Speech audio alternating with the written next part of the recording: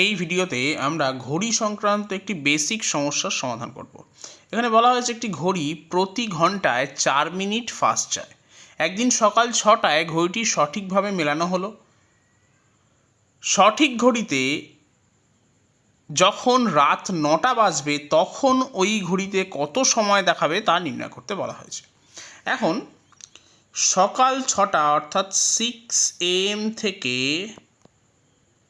রাত 9টা অর্থাৎ 9 PM পর্যন্ত সময়ের ব্যবধান হলো 15 ঘন্টা।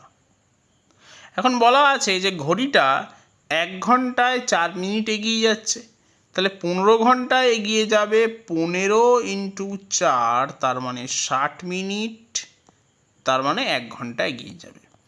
তার মানে সঠিক ঘড়িতে যখন রাত 9টা বাজবে তখন ওই ঘড়িতে বাজবে রাত 10টা। একদম সহজ অঙ্ক। তাহলে সঠিক উত্তর হবে অপশন এ, রাত 10টা।